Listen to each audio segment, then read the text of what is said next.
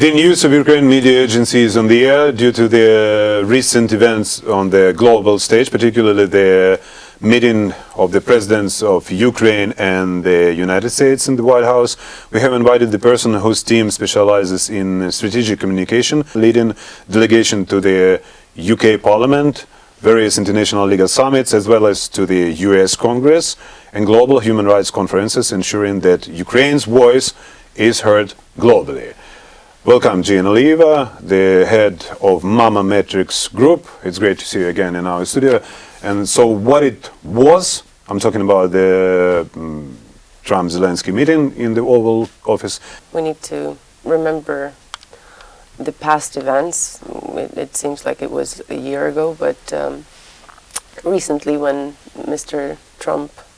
President Trump was assassinated, or there was an attempt of an assassination, he said, "Fight, fight, fight."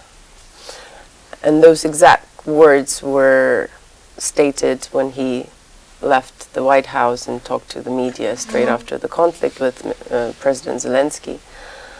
And he said, Zelensky, all he wants is fight, fight, fight. All these nasty Ukrainians want to fight, which is true, because when your life is at stake, isn't it what you said, Mr. President, that we need to fight for it, for our right to live?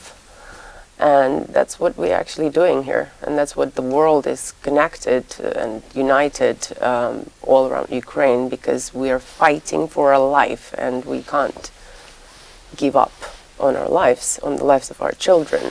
Every time you have this risk to be used not for Ukraine purpose, but for Russian purpose. Yeah. For example, we have this huge scandal after this meeting, Trump-Zelensky. Unfortunately, there are many people who are stating that they're journalists, comes from, some that come from show business background, or bloggers who have no idea what journalism is. And recently we had one delegation that was meant to find out the truth and show what's happening in Ukraine, and as a result, none of the footage was published, and the person ended up talking to Orban and Lukashenko and whatnot. We are talking now about the American pseudo-journalist. I don't want to use names for now, but that's someone who works very closely with the new administration. Yeah, okay. Do you know about the request of our legislation? If you have some information about the crime, we have to apply a special form and give the opportunity for the Ukrainian authorities to use the legislation in the right way to prevent future crime, Well, we're currently consulting on this.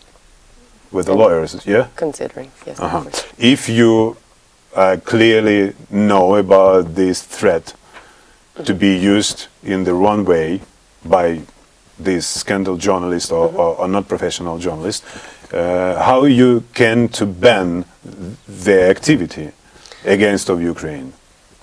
Well, our team is obviously professional, and we collect all the footage, and we do sign NDAs, and if we don't sign NDAs, we do not share the footage, because we first of all, we did not get paid in this with this client, because I actually think it was a scam from the beginning, but there's some investigation to do still.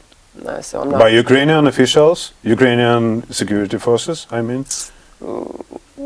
We'll see. Whoever is interested to find out why a person who has millions of audience, millions of followers on several platforms has, again, as I said, nothing to do with journalism, but somehow the world works this way. So if you do have millions of followers, you can interview high-profile politicians and whatnot, because this is what the politicians of the world leaders, are going for today.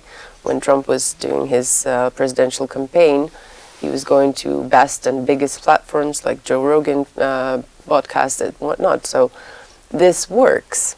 because Yeah. we want to reach out to the Yeah. millions of people